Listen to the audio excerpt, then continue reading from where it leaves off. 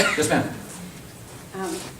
My name is Debbie Morella, and you are my congressman. And I just wanted to, I want to make an observation and maybe in a way a question. I'm very concerned with the lack of awareness and knowledge that I'm hearing in this room tonight. And I think that what's really sad is that I'm sorry Mr. McDuffie left because I really wanted to direct message him. I hear this so often around the country. I don't know who people are talking to. I don't know who they're listening to. I don't know what Fox News talking heads are listening to. But honestly, people, you gotta inform yourself. Don't listen to the news. Don't listen to the sound bites. Read.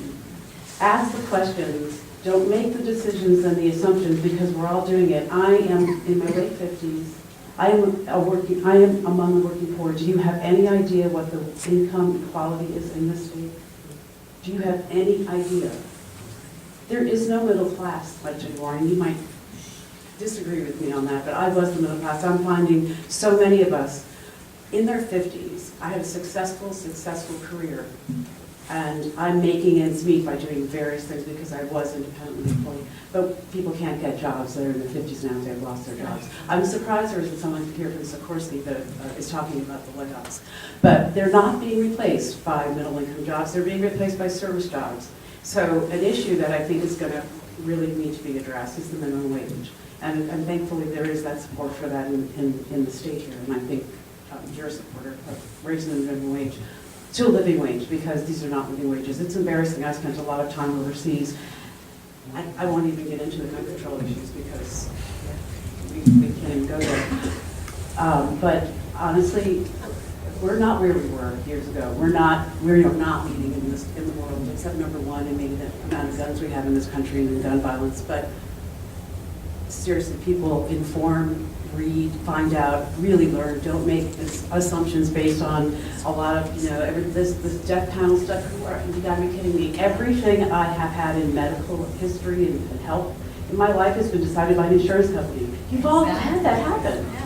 I mean, they're money-grubbing scum, excuse my French, but they are, and if you don't find out how much the corporations are outsourcing or whatever, outsourcing as well as offshore accounts, the trillions of dollars are sitting on in profits and not going back to, we're subsidizing their profits.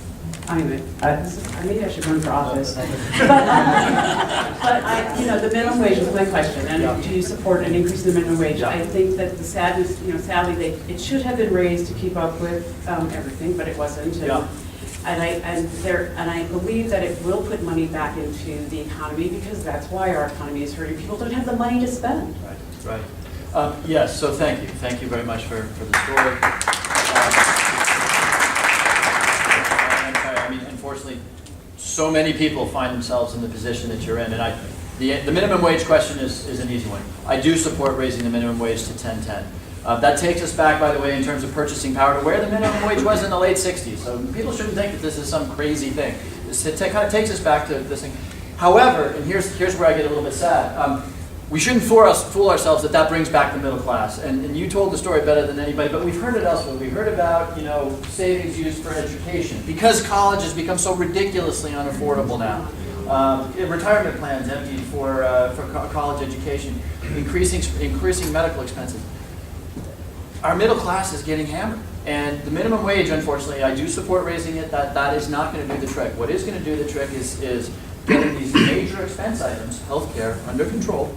And we have lots of different ideas in this room, some good, some not so good, on how to do that. And frankly, also getting the key to the middle class. This wasn't true 75 years ago. 75 years ago, you could have a high school degree and be middle class. Today, forget about it. You probably need some kind of college degree or some other certificate, and then some to get there. And yet, educational expenses go up 10% every single year.